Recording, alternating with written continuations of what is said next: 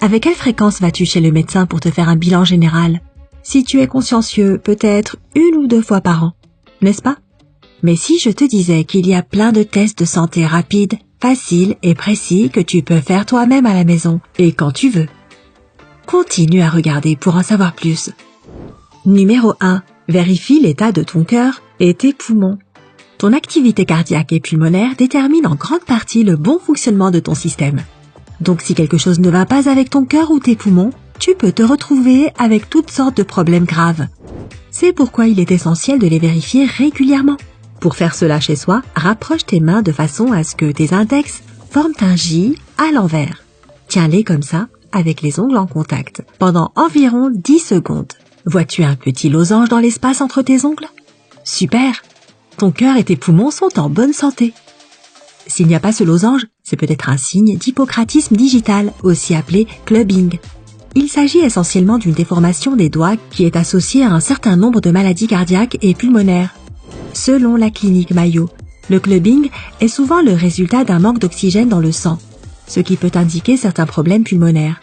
Si tu veux t'assurer que ton cœur et tes poumons vont bien, il y a un autre test que tu peux essayer.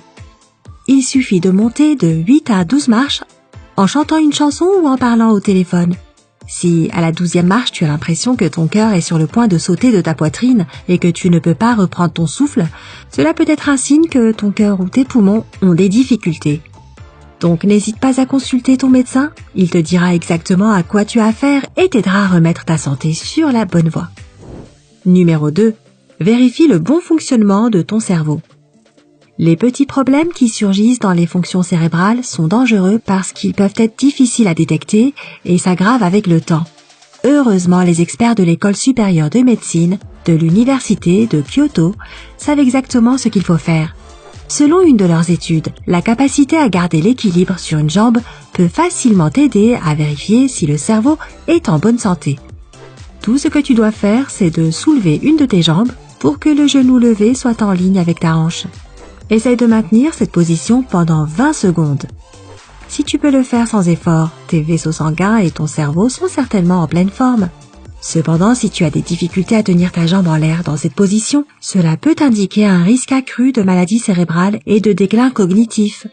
Encore une fois, une visite chez le médecin s'impose. Numéro 3. Vérifiez si tu as de l'anémie. Tiens-toi devant un miroir et tire un peu ta paupière inférieure vers le bas. Sors aussi ta langue si tu veux. Le tissu exposé doit être rose vif. S'il s'agit d'un rose pâle ou même légèrement jaune, tu pourrais être anémique. L'anémie est un état dans lequel le sang ne contient pas suffisamment de globules rouges, alias hémoglobine. Ce qui est dangereux avec l'anémie, c'est qu'elle empêche tous les autres tissus de ton corps de recevoir suffisamment d'oxygène, ce qui, en retour, nuit à leur bon fonctionnement.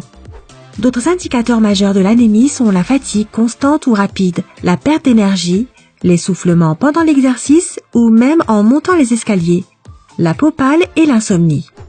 Si tu ressens un de ces symptômes, il est certainement temps de consulter un médecin. Numéro 4.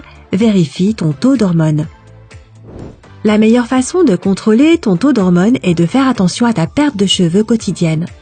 Les médecins disent qu'il est tout à fait normal de perdre entre 50 et 100 cheveux par jour. Si tu penses que tu en perds plus que ça, fais cette petite expérience. Tout d'abord, assure-toi que tes cheveux sont propres et secs. Maintenant, prends une petite mèche de cheveux et tire légèrement dessus. Si tu te retrouves avec 2 ou 3 cheveux entre les doigts, tu n'as pas de quoi t'inquiéter. Tes hormones vont très bien. S'il y en a plus, cela pourrait signifier qu'il est temps de consulter un spécialiste des cheveux et du cuir chevelu. Cette perte de cheveux peut provenir de divers facteurs, dont le stress, des mauvais soins capillaires et de graves problèmes de santé. Un possible déséquilibre hormonal jouerait ici un rôle énorme, ce qui rendrait tes cheveux beaucoup plus fins et fragiles. N'ignore pas ce symptôme et assure-toi de prendre les mesures nécessaires. Numéro 5. Examine tes nerfs. L'une des affections nerveuses les plus courantes est le syndrome du canal carpien. Il s'agit d'une douleur dans les mains et les doigts qui vient d'un nerf comprimé dans le poignet. Cette maladie est courante chez les artistes, les motocyclistes et ceux qui écrivent beaucoup sur un clavier d'ordinateur, comme les employés de bureau. Pour t'examiner, commence par lever les bras et tendre 2 poings devant ton visage. Tes poignets doivent être tournés vers toi. Essaye maintenant d'atteindre le bas de ta paume avec le bout des doigts et maintiens cette position pendant environ 1 minute. Si tu commences à ressentir de la tension, de la douleur ou des picotements désagréables, tu pourrais avoir le syndrome du canal carpien. Si tu penses que c'est le cas, tu dois vraiment consulter ton médecin le plus tôt possible. Le syndrome du canal carpien ne fait qu'empirer avec le temps, donc un diagnostic approprié pendant les premiers stades peut vraiment faire une différence. Numéro 6. Vérifie ton taux de glycémie. L'hyperglycémie n'est jamais un bon signe, mais la chose la plus dangereuse qu'elle peut entraîner, c'est une neuropathie diabétique. Cette maladie survient lorsque l'hyperglycémie commence à endommager les nerfs du corps et cible normalement les jambes et les pieds. Pour vérifier ta glycémie, tu auras besoin d'un crayon et l'aide d'une autre personne.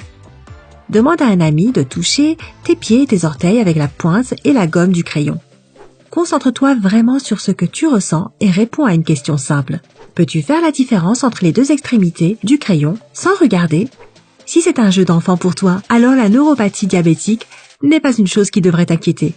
Mais si tu ne sens aucune différence entre les deux extrémités du crayon, cela signifie que les terminaisons nerveuses de tes pieds ne fonctionnent pas au maximum.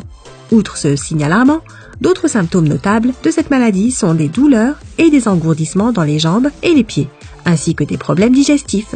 C'est pourquoi plus tu te feras traiter tôt, mieux ce sera. Numéro 7. Vérifie l'état de tes artères. Allonge-toi sur le dos, lève les jambes à un angle de 45 degrés et maintiens cette position pendant environ 1 à 2 minutes. Une fois le temps écoulé, examine de près la couleur de tes pieds et de tes orteils. Est-ce qu'ils sont pâles ou légèrement blancs? Si c'est le cas, il est possible que tu aies un problème circulatoire qui rétrécit tes artères et par conséquent, ton flux sanguin diminue vers tes jambes. Dans le monde médical, on appelle cela une maladie artérielle périphérique et elle ne touche parfois qu'une seule jambe. Donc si tu vois que l'une de tes extrémités ou les deux sont pâles, pose-toi quelques questions supplémentaires. Tes jambes s'engourdissent et deviennent faibles assez rapidement. Il est parfois dur de marcher. Si tu réponds oui à la plupart de ces questions, tu dois absolument consulter ton médecin le plus vite possible. Selon la clinique Mayo, la maladie artérielle périphérique peut être un signe d'athérosclérose qui diminue le flux sanguin vers le cœur et le cerveau. Numéro 8. Vérifie ton ouïe. Que cela te plaise ou non, l'audition se détériore avec l'âge. Mais ces changements peuvent parfois se produire bien plus tôt que prévu. Pour t'assurer qu'elle est toujours aussi bonne, va dans une pièce calme et frotte doucement ton pouce sur les autres doigts. Commence par le faire assez près de ton oreille, puis déplace lentement ta main plus loin jusqu'à ce qu'elle soit à environ 15 cm de ton oreille. Si tu peux entendre le frottement à cette distance, ton audition est toujours impeccable. N'oublie pas de vérifier l'autre oreille aussi. Bien sûr, si tu vois que plus tu éloignes ta main et moins tu peux l'entendre, tu devras aller consulter ton médecin pour savoir si tu commences à avoir une perte d'audition. Connais-tu d'autres tests de santé faciles et rapides qui fonctionnent vraiment? Fais-le savoir à tout le monde dans les commentaires ci-dessous. N'oublie pas de donner à cette vidéo un j'aime, de la partager avec tes amis et de cliquer sur s'abonner pour rester du côté sympa de la vie.